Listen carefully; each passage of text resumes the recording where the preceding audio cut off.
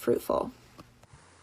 Now, where did Metallica get this idea that balloons would be dropped over the United States with poison in them and disease? Well, they probably got the idea from the vengeance balloons that the Japanese were planning on launching over the Pacific Northwest, in which a person in Bly, Oregon, several people died because one of these exploded. They had bombs and disease. The first balloons were launched in 1944. They began landing over the United States. This is real. This is history. It was called Operation Cherry Blossom. 9/22/1945 was the scheduled date. Unit 31 was a specialized Japanese military that specialized in biological and chemical warfare. And their plan was to drop bubonic plague, cholera, and smallpox. The 731 group also did live human dissections. This is all in Wikipedia. 6 Americans were killed near Bly, Oregon. And this is unbelievable because this is real. Because we dropped the nuclear bomb, they were never able to launch these. It was scheduled to launch September 22nd, but was not realized because it surrendered Japan in August. So yes, Japan did plot to unleash a plague on the United States with balloons. Now, here are the balloons. They look much like the balloons that NASA launched over the United States during the eclipse. As we just saw Metallica, they showed the exact same scenario, except Russia was the one launching the bombs. The plan of the Japanese was to create forest fires with the bombs and also unleash disease into the United States. Some of these were filled with fleas that were infected with bubonic plague.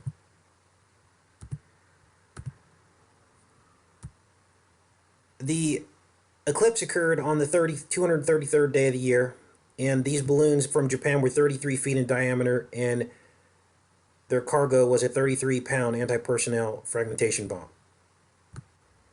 They plan on launching these off of submarines that reached off of our coast, and then they were going to load them up with disease and launch these balloons, have them be carried by the jet stream over the United States. Here are the balloons here. Here's a map of where many of these balloons fell. Some reached all the way to Detroit. Look at this bacteria that they launched. 20 locations and 50 balloons over the United States during the eclipse. And I don't believe there's any way else to cut this, you guys. This is the strain. Here's the study, the only study I could find on this bacterium called Bacillus xerothermodurans. Now, I studied this very carefully because I did not want to make a mistake and scare people needlessly. This is it. This is the man that discovered it, and he mysteriously died, they said, after a serious illness last year. Now they are launching, or they launched, his bacterium that he discovered, Bacillus xerothermodurans, into the atmosphere.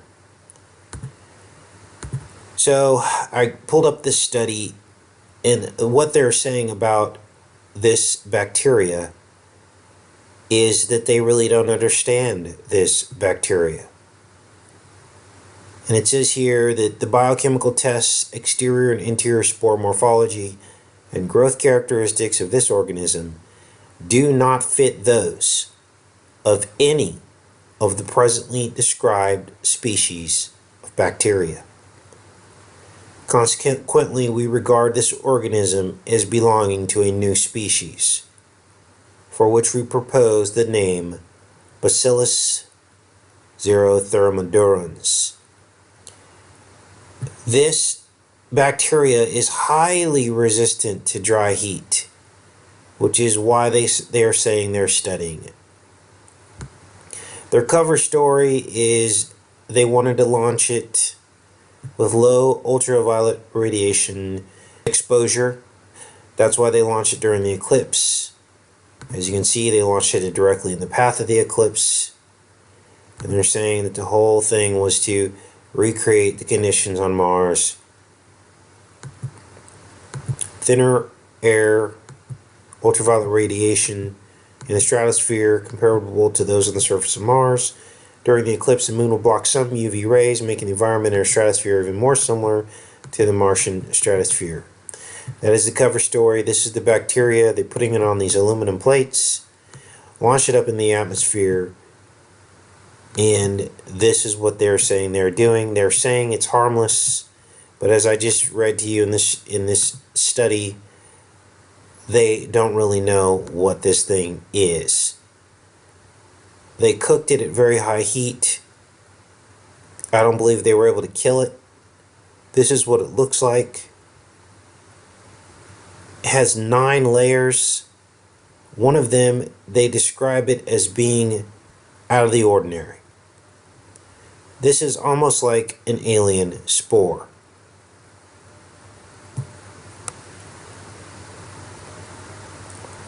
Typical surface morphology and detail. The surface honeycomb pattern of the polygonal depression surrounded by straight ridges is similar to that found in other reports and literature.